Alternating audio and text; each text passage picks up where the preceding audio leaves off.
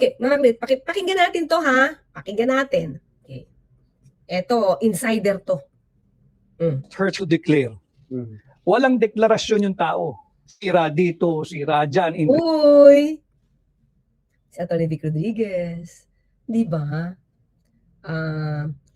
Duterte na yung dating, matapos siyang mapatalsik, no? Sa poder ng Pangulong Marcos Jr. Bakit nga ba? Tingnan natin mga, baka naman nakakalimutan nyo na.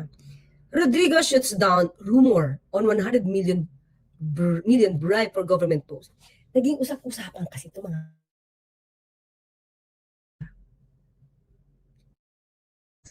para mabigyan ng cabinet position. Bakit? Kasi siya na talaga na executive secretary.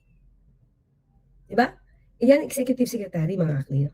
So, but anyway, kumalat yan kasi may nagsumbong isang religious organization. Di umto na itong si Rodriguez ay humihingi ng 100 million exchange for an appointment to opposition administration. I doubt naman ng 100 million. Baka in totality na yan. Baka 3 million si ganyan, 3 million si ganyan, 2 million si ganyan. Ganon. Okay? Tingnan natin, mga clear. Kasi kumalat ito, hindi lamang dito pati sa kanyang mga partido.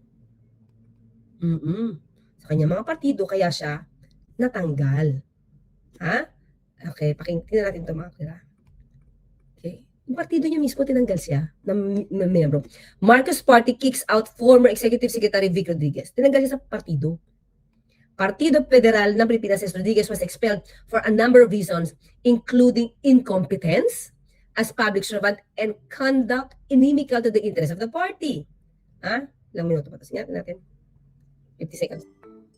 The Partido Federal ng Pilipinas, the political party of President Ferdinand Marcos Jr., expels former Executive Secretary Vic Rodriguez from the party. In a statement, PFP says Rodriguez was expelled, quote, for his incompetence as a public servant, breach of trust and confidence, and abandonment and disloyalty. According to the PFP, the root of Rodriguez's expulsion was his failure to Special Assistant to the President Anton Lagdameo is the new PFP Executive Vice President.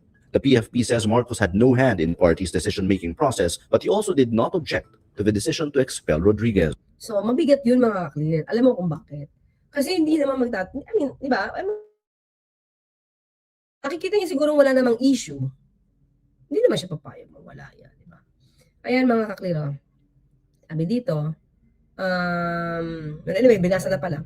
Meron kasing breach of trust and confidence reposed on him by the President. Sinira niya yung tiwala na ibinigay sa kanya ng Pangulo. Di ba? Yun. Oh.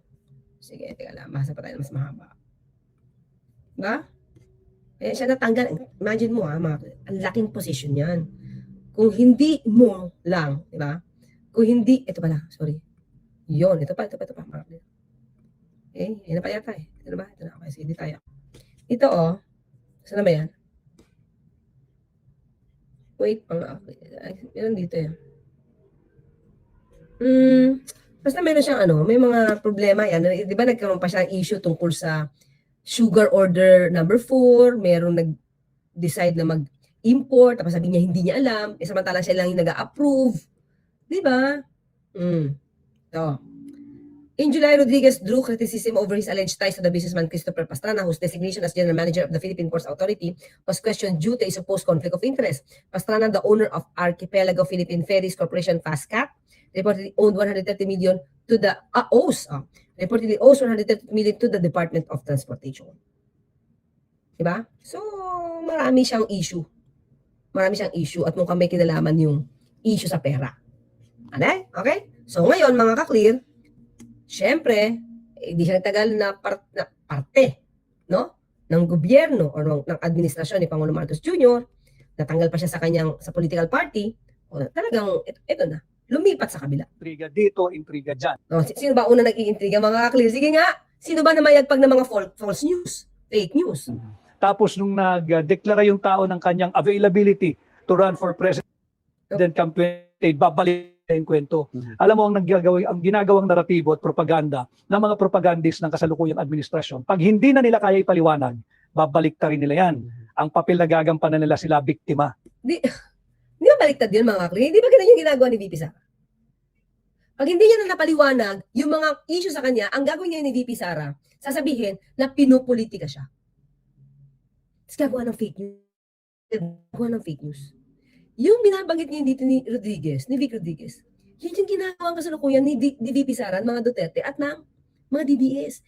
Yun yung strategy nila, yung sinasabi ni Vic Rodriguez. Yun ang pinakamahinang papel sa mundo yung biktima ka. Pag hindi na nila, pagka indefensible na yung sitwasyon nila, api na sila, kawawa na. Yan na ang papel nila. Pansinin ninyo mga kababayan. Akala kasi nila uubra yung paninira kay VP Inday. Pumalag ng pumalag. Nakalimutan nila Duterte ito. Nakalimutan nila na ang tatay nito ay si President Rodrigo Roa Duterte. Ay, hindi naman namin nakalimutan, kaya nga alam namin ganyan yung ugali niya. Diba? Pumalag nga siya, nagmura siya, nagbanta ng buho. Diba? Tapos nagdeklara pagkapangulo. Sabi niya dito, naipit lang dito, napilitan lang siya. Ayan, tingnan yung title, Vic Rodriguez says Sara Duterte was forced to declare early for 2028. Bakit? Kasi nga, ina-api daw siya. So, napuwersa lang ito na magdeklara na tatakbo. Forced Kasi, ayan, kasi sinisiraan daw. her to declare. Ano? Forced her to declare. Walang deklarasyon yung tao. Sira dito, sira dyan, intriga dito, intriga dyan. Tapos nung nag-declare VP Sara, wala talaga intention tumakbo. Dahil kakasira nyo, napilitan na siyang magdeklara na tatakbo siya. Ganun ba yun? So, ang ibig sabihin nito mga kakli, wala pa rin sa puso niya ang maging pangulo. Pero dahil sinisira nyo, siya, tatakbo na lang siya. Mga kakli, hindi ko makita yung logic dito ni Vic Rodriguez na yun ang sasabihin niya. Hindi ba dapat pag nagdideklara ka ng pagtakbo mo at gusto mo magsilbi sa bayan? Dahil gusto mo.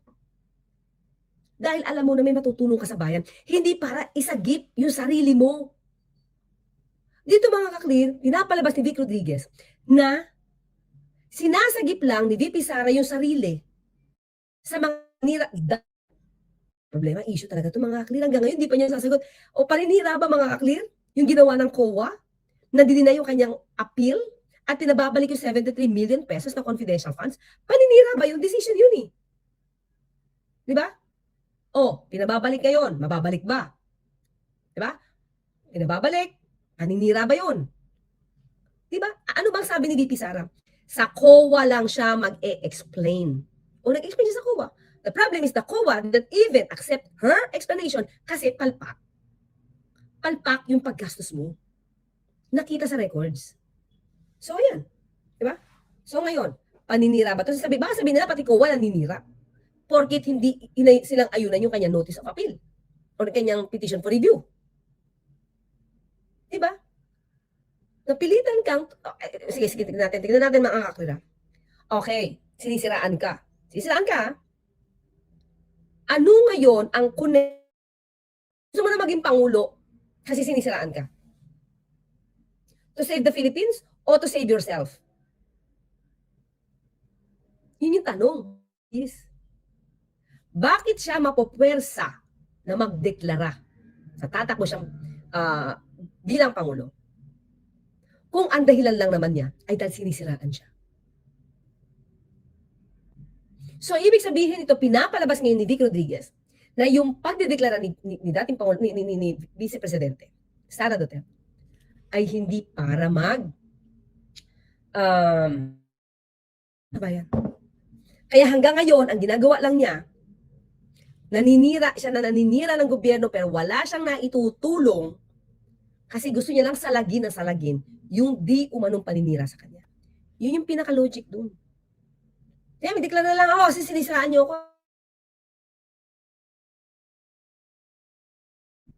Diba? Kitang-kita yung scheme. Kitang-kita kung ano lang yung dahilan kung bakit siya nagdeklara na tatakbo sa pagkapangulo. Very clear. Sarili. Pansarili ulit. Hindi para sa bayan. Para isagip ang sarili niya at magamit ito na dahilan na maging excuse niya kung bakit siya inuukil-kil tungkol sa pondo ay dahil tatakbo siyang pangulo at lahat ng pag-iimbestiga ay pamumulitika lang. Yon ang pinaka summary na lumalabas sa sinabi ni Vic Rodriguez. Siya'y tatakbo lang dahil siya'y sinisiraan. See the point, mga kakli? Di ba? Pangbayan ba o pansarili? Mamili ka. Di ba? Mamili ka. Bayan. Di ba? Inuna niya yung sarili, hindi bayan. Diba? Inuna niya ang sarili, kaya napilitan siyang magdeklara na siya'y tatakbo to save herself. Kasi, kung makabayan yan, ngayon pa lang, tumutulong na yan. Sa nararamdaman nating krisis, no? Sa oil, dito sa Middle East, di ba? May global oil crisis. Pero ano yung ginagawa? Lahat naman silang DDS. Puro paninira. Puro fake news. Di ba? Doon sila eksperto. Gumawa na intriga, fake news, para masagip ang sarili. Tama ba yung mga? Paano magiging pangulo yung ganyan na inuuna sarili? Una, yung masira niya yung iba bago siya masira. Di ba? May issue ka na, at para ilubog mo yung issue mo sa sarili mo, para wala nang mag-isip, wala nang kumbaga mag-twist mo yung kwento, na ikaw na yung api. Ikaw na yung api, para hindi ka na mapanagot doon sa mga issue ng corruption. Papalabasin mo na api ka. Ang pagtakbo mo ay pinupolitika ng iba. Yun lang yan. Diba? Diba? Ito yung gustong sabihin ni Vic Rodriguez. Napuwersa lang siya magsalita. Napuwersa lang siya magdeklara. Kasi sinisira siya. Sinisira lang siya kaya gusto niya nang tumakbong pagka-presidente. Diba?